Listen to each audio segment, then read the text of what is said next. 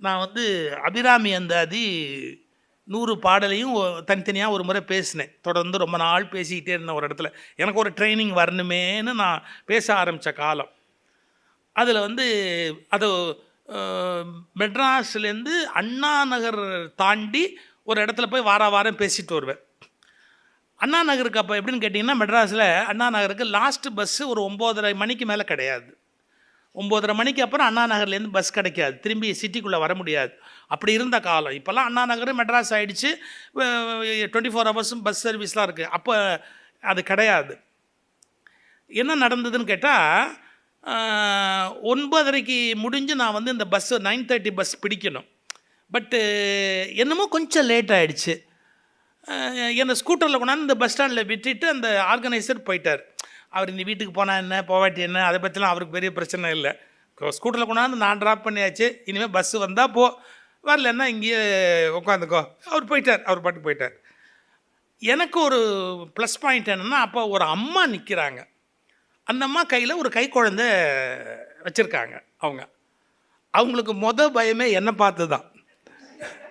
இவனோ ஒருத்தன் வந்து நிற்கிறான், இவன் காதில் மூக்கில் இருக்கிறத அறுத்துட்டு ஓடிடுவானா, இவன் நல்லவனா கெட்டவனா, அவங்களுக்கு ஒரு டவுட் இருக்கும்ல, என்ன இருந்தாலும் ஒரு பயம். அந்த அம்மா பயப்படுறாங்க. எனக்கு பயம் இல்லை, ஏன்னா அந்த அம்மா குழந்தையோடு இருக்கிறாங்க. அப்போ இன்னும் பஸ்ஸு வரும், அதனால தான் அவங்க நின்றுட்டுருக்காங்க, நமக்கு முன்னாடியே வந்து நின்றுட்டாங்கன்ற அந்த சௌக்கியத்தில் நான் இருக்கிறேன்.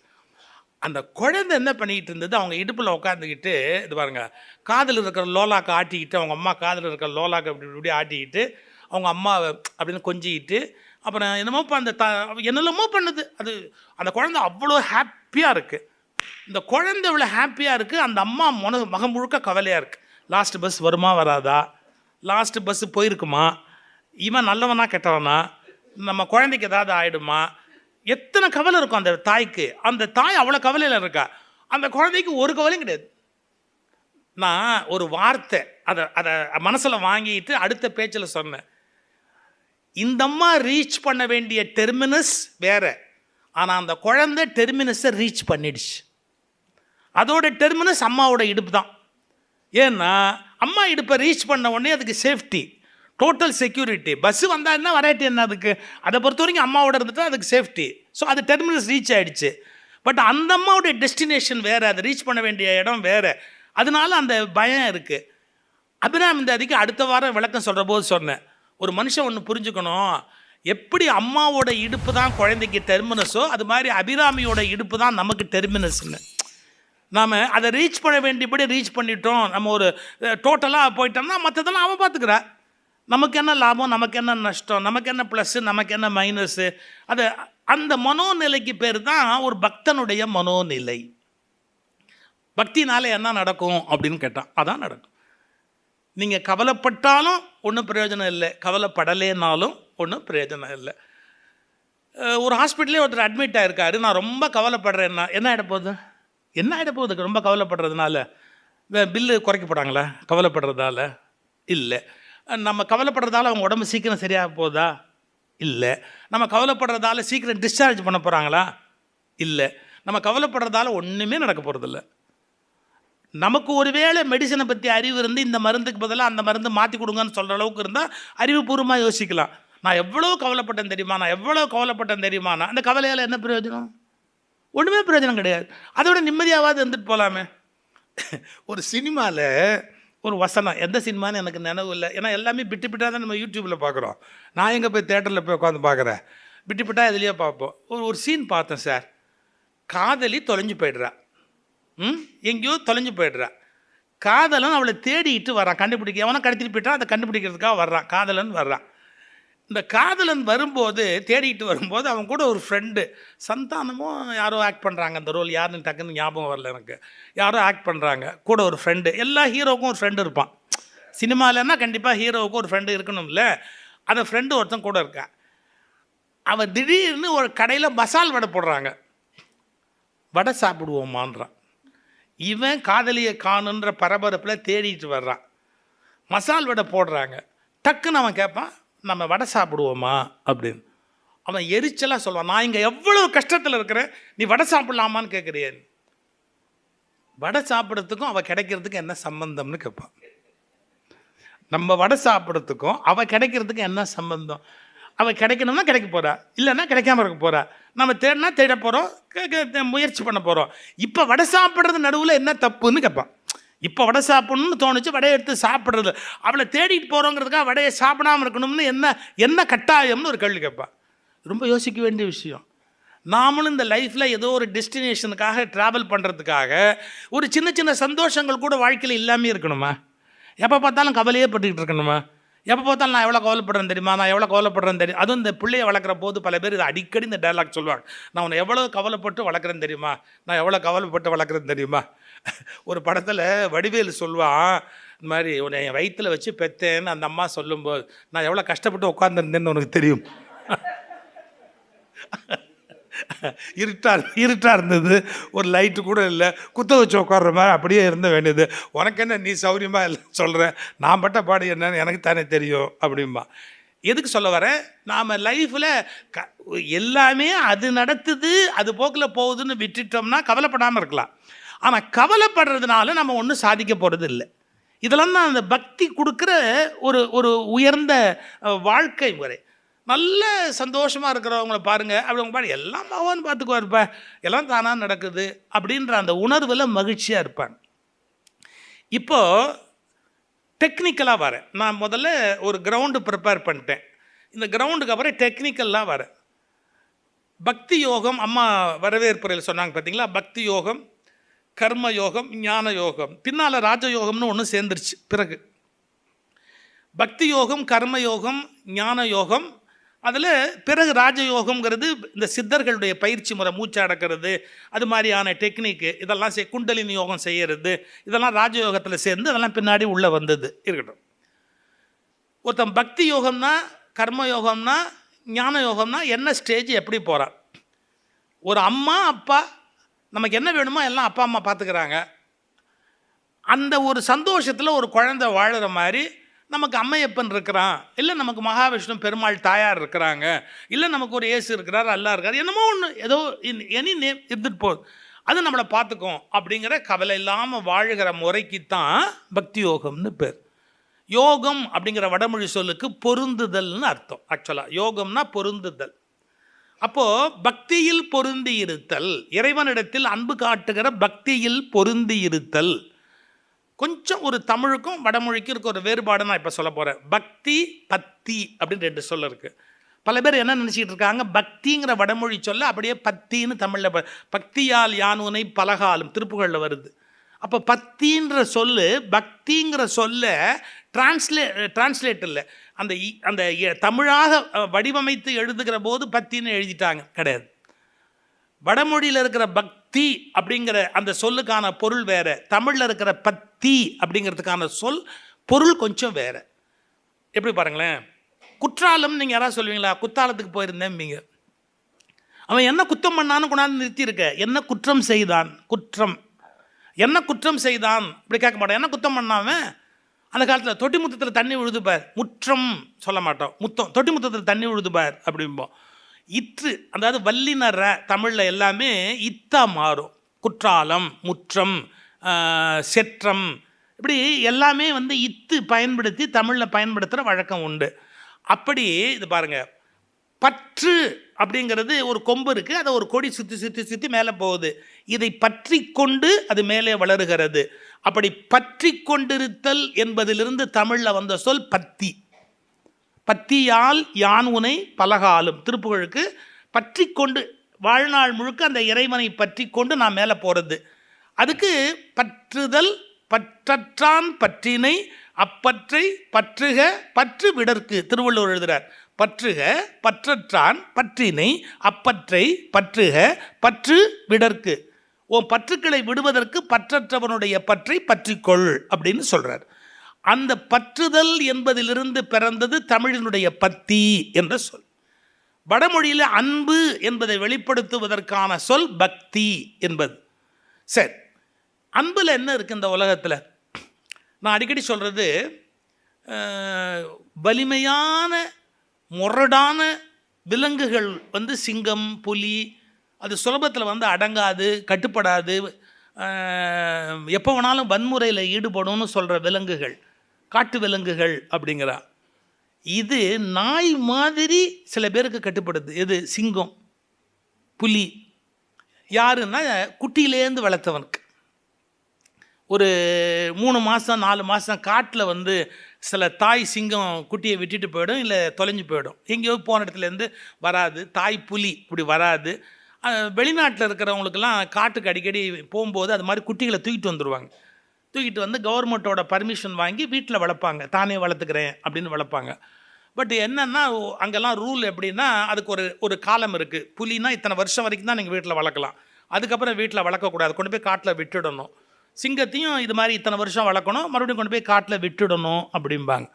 ஒரு பெரிய அதிசயம் நான் பார்த்தது, ஒரு 5 வயசு 4 வயசு வரைக்கும் இங்கே வீட்டில் வளர்ந்த அந்த விலங்குகள் இவங்க கொண்டு போய் காட்டில் விட்டுட்டு, காட்டிலேயே கொண்டு போய் விட்டுட்டு ஒரு 2-3 வருஷம் கழித்து இவங்க போய் அதை இவங்க கூப்பிடுறதுக்கு ஒரு சவுண்டு வச்சுருப்பாங்கல்ல வீட்டில் விளையாட்டுக்கு கூப்பிடுறதுக்கு, அந்த சவுண்டு கொடுத்த உடனே ஓடி வரும் பாருங்க. அங்கேருந்து எங்கேருந்தோ புதரை தள்ளிக்கிட்டு ஜம்ப் பண்ணி அங்கேருந்து ஓடியாந்து அப்படியே இவனை ஒரு பார்வை பார்த்துட்டு 2 கையையும் அப்படி தூக்கி இவன் தோள் மேலே போட்டு இவனை கீழே தள்ளி நாக்கால் நக்கி கொடுத்து அமக்களம் பண்ணும்.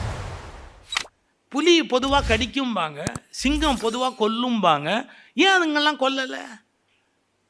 ஒரே ஒரு காரணம் என்னன்னா, தன்னிடத்தில் அன்பு காட்டியவர்களை விலங்குகள் கூட கொல்ல விரும்புவது இல்லை. தன்னிடத்தில் யார் அன்பு காட்டினாங்களோ அவங்கள கொல்றதுக்கு மனசு வராது. அப்படி எந்த விலங்காக இருந்தாலும் அதுக்கு வேறு ஒரு விலங்கு அன்பு காட்டியிருந்தா கூட அதுக்கிட்ட அது பிரியமாக இருக்கு. அப்போ இந்த உலகத்தினுடைய ஒற்றை தேவை 2 தேவை, மொத்தத்தில் 2 தேவைன்னு நான் சொல்லுவேன். உலகத்தில் 2 தேவை. என்னென்னா, ஒன்று பசிக்கு உணவு வேணும், இன்னொன்று பாசத்துக்கு ஒரு ஆள் வேணும். பசிக்கு ஒரு உணவு வேணும், பாசத்துக்கு ஒரு ஆள் வேணும். இது 2 தான் வாழ்க்கை. அதுக்கு மேலே வேறு வாழ்க்கைங்கிறது ஒன்றுமே கிடையாது. யோசிச்சு பார்த்தா டிகிரி, டிப்ளமா, சொத்து, சுகம் அதெல்லாம் சும்மா. பசிக்கு சோறு வேணும், பாசத்துக்கு ஆள் வேணும். பசிக்கு சோறு கிடச்சி பாசத்துக்கு ஆள் இல்லைனாலும் நல்லா இருக்காது, பாசத்துக்கு ஆள் கிடச்சி பசிக்கு சோறு இல்லைனாலும் வாழ்க்கை சரியாக இருக்காது. அந்த விலங்குக்கு வேணா கொடுத்தான், ஆரம்பத்துலேருந்து பசிக்கு சோறு போட்டான், பாசத்துக்கு அது உடையாந்தோடனே கட்டி பிடிச்சிக்கும். அந்த காலத்தில் இன்னும் அப்படியே காலில் தேய்ச்சிக்கிட்டே போகும். அதை அனுமதிக்கிறான். அப்போது அன்பு என்பது ஒரு விலங்கு கூட தனக்கு யார் காப்பாற்றினார்களோ, தனக்கு யார் ஆதரவாக இருந்தார்களோ அவர்களிடத்தில் வெளிப்படுத்த விரும்புகிறது. இதே உணர்வு தான் மனிதன் தான் இருப்பதற்கு ஏற்ற இந்த உலகத்தையும் அதுக்கான வாழ்க்கையையும் கொடுத்த இறைவனிடத்தில் அந்த அன்பை வெளிப்படுத்த விரும்புகிறான். இப்போ நம்ம கொஞ்சம் சாஸ்திரபூர்வமான வாக்கியங்களுக்கு போனால், தனு கரண புவன போகங்களை கொடுத்துன்னு சைவ சித்தாந்தத்தில் எழுதுவாங்க. தனு கரண புவன போகங்கள். தனு அப்படின்னா அந்த உடம்பு, தனுனா வில்லு ஆக்சுவலாக. ஆனால் இது உடம்பு ஒரு வில்லு தான். இந்த உடம்பு ஒரு வில்லுக்கு சமம். தனு. கரணன்னா கருவிகள். நீங்கள் வில்லை பயன்படுத்தணும், அதுக்கு ஒரு கருவி வேணும். அம்பு கும்பெல்லாம் உள்ளே வச்சு தான் அதை பயன்படுத்தணும். அது மாதிரி இந்த உடம்பை நீங்கள் பயன்படுத்தணும் அப்படின்னு சொன்னீங்கன்னா உங்களுக்கு 5 உறுப்புகள் நமக்கு இருக்குது. அப்புறம் தனு கரண புவன. புவனன்னா அந்த பூமி. இதெல்லாம் இருக்கிறதுக்கு இந்த பூமி ஒன்று வேண்டி இருக்குல்ல, இந்த பூமின்னு ஒன்று இருக்கிறதால தான் நம்ம இங்கே இருக்க முடியுது. அப்புறம் அதை என்ஜாய் பண்ணுற போது ஒரு சந்தோஷம் நமக்கு வருது. தனு கரண புவன போகம். இப்போ ஒரு காஃபி குடித்தோம், என்னை தவிர எல்லாரும். அந்த காஃபி குடிக்கும்போது ஒரு சந்தோஷம் வருது. ஒரு ஒரு அந்த டேஸ்ட்டு, அந்த ஃப்ளேவர், அந்த அரோமா இருக்கோ இல்லையோ இருக்கிறதா நம்புவோம். அதெல்லாம் நம்ம உணர்றோம் இல்லையா, வி என்ஜாய் இட் இல்லையா, அது போகம். அதுதான் நம்ம அனுபவிக்கிற சந்தோஷத்துக்கு போகம் அப்படின்னு பேர். பாருங்கள், அனுபவிப்பதற்கு ஒரு கருவியும் அந்த அனுபவத்திற்கு ஒரு பொருளும், அனுபவிப்பதற்கு ஒரு கருவியும் அதன் அனுபவத்துக்கு ஒரு பொருளும், அந்த அனுபவத்தால் ஒரு மகிழ்ச்சியும். ஒரு காஃபி குடிச்சோன்னா ஒரு சந்தோஷம், ஒரு மைசூர் பாக் சாப்பிட்டோன்னா ஒரு சந்தோஷம், ஏதோ ஒரு வகையான மகிழ்ச்சி நமக்குள்ளே அது ஏற்படுது இல்லையா. அதுக்கு சாஸ்திரத்தில் பேர் வச்சான், தனு கரண புவன போகங்களை கொடுத்து அப்படி. இதெல்லாம் யார் கொடுத்தா? யாரோ. நீங்கள் என்ன வேணால் ஏன்னு வச்சுக்கோங்க, பின்னு வச்சுக்கோங்க, சீன்னு வச்சுக்கோங்க, டீன்னு வச்சுக்கோங்க, ராமன்னு வச்சுக்கோங்க, முருகன்னு வச்சுக்கோங்க, அம்பாள்னு வச்சுக்கோங்க, பெருமாள்னு வச்சுக்கோங்க, யாரோ வேணால் பேர் வச்சுக்கோங்க. பட் யாரோ கொடுத்தது. யாரோ கொடுத்ததுனால அவர்கள் மீது நாம் செலுத்துகிற அன்பை தனுகரண புவன போகங்களை கொடுத்தமைக்கான அன்பு செலுத்துதல் பக்தி என்று கொண்டாடப்படுகிறது. இப்போ அதுக்கான டெஃபினேஷன் இது. இன்னும் கொஞ்சம் அதுலேருந்து இன்னும் கொஞ்சம் மேலே போகலாம். இந்த பக்தி யோகம் அவங்க சொன்னாங்க பாருங்கள், அது எதுக்கு உரியது? கரணம்னு ஒரு வார்த்தை சொன்ன பாருங்கள். கரணத்துக்கு கருவின்னு பேர். இப்போது ஒவ்வொன்றும் கையாளுறதுக்கு ஒரு கருவி வேண்டியிருக்கு. இப்போ தண்ணி குடிக்கணும்னா அதுக்கு ஒரு டம்ளர் வேணும், இல்லை இந்த மாதிரி ஒரு பாட்டில் வேணும். நான் பேசணுன்னா ஒரு மைக் வேணும், மைக்கில் எலக்ட்ரிசிட்டி வேணும், மைக்கு சவுண்டு சிஸ்டம் ஒர்க் பண்ணுறதுக்குரிய ஒரு நபர் வேணும். இப்படி எதுவாக இருந்தாலும் அந்த கருவிகளை பயன்படுத்துவதற்கு ஏதோ ஒன்று தேவைப்படுகிறது. அப்படி கரணம்னா கருவி. என்னென்ன கருவியை வச்சு நாம் இந்த உலகத்தை என்ன சொல்கிறோம், என்ஜாய் பண்ணுறோம். வெளியில் சில கருவி இருக்குது. இப்போ கை இருக்குது. கை இருக்கிறதால நான் ஒன்று இப்படி எடுக்க முடியுது. கை இது வெளிப்புற ஒரு கருவி. கண் இருக்கிறதால நான் ஒன்று பார்க்க முடியுது. இது வெளிப்புற கருவி. காது இருக்கிறதால தான் ஒருத்தர் பேசுகிறத நம்ம காதால் கேட்க முடியுது. இந்த கண், மூக்கு, காது இப்படி உடம்பில் வெளியிருக்கிற மெய்வாய், கண், மூக்கு, செவி சின்ன வயசுலேயும் சொல்லி கொடுத்துருக்கான் பாருங்கள். 5 பொறிகள், ஐம்பொறிகள், மெய், வாய், கண், மூக்கு, செவி. இது வெளியில் தெரியக்கூடிய கருவி. ஆனால் வெளியில் தெரியாத 4 கருவி உள்ளே இருக்குது. வெளியில் தெரிஞ்சது 5 கருவி, வெளியே தெரியாத 4 கருவி இருக்குது. அது என்ன? மனம், புத்தி, சித்தம், அகங்காரம்.